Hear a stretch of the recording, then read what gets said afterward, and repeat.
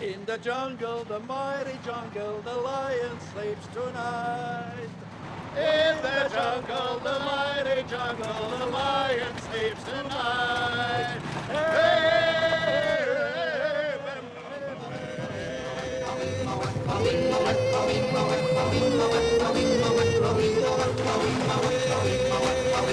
Là, c'est incroyable.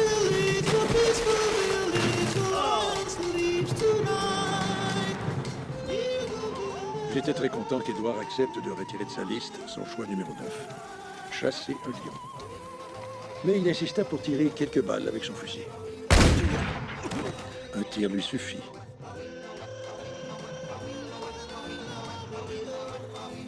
Jules? Oui, bien sûr, comme d'habitude.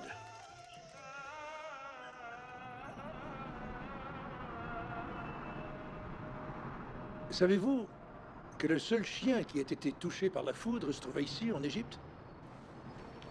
Il fallait que je vous rencontre avant qu'on disparaisse.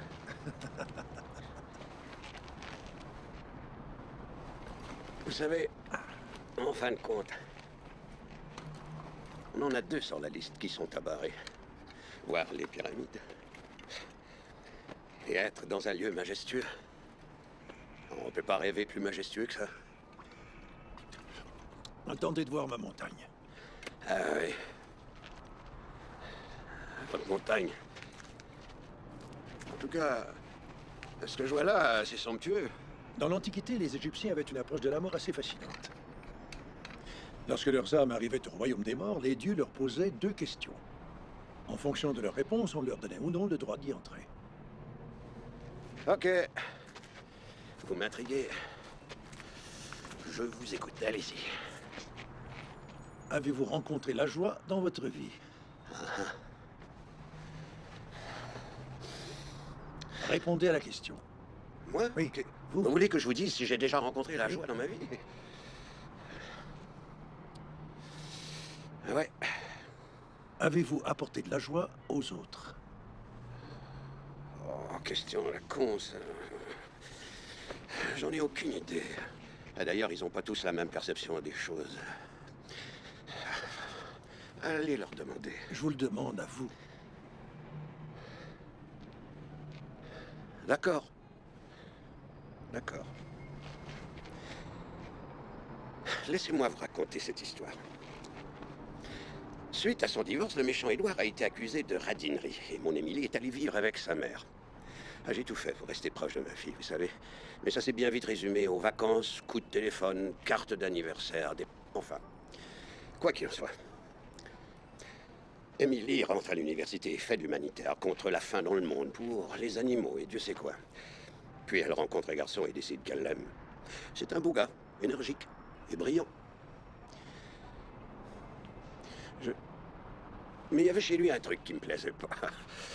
Quand elle m'a dit qu'ils étaient fiancés, je lui ai répondu que j'étais contre, mais les chats font pas les chiens, et c'est ma fille. Elle l'a immédiatement épousée. Inutile de dire que j'ai pas été invité au mariage. Vous en avez souffert?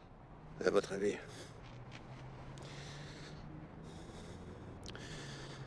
Un matin, il l'a battue.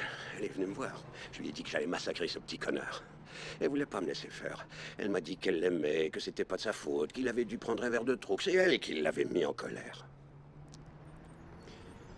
Ça s'est à nouveau produit, mais cette fois, elle est pas venue me voir.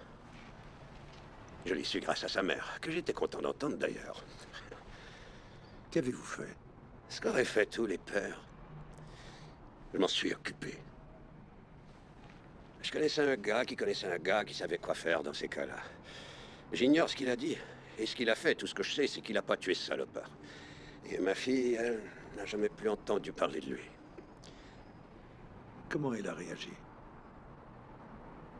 Vous n'imagineriez pas de quoi elle m'a traité, mais surtout... Elle a dit que j'existais plus.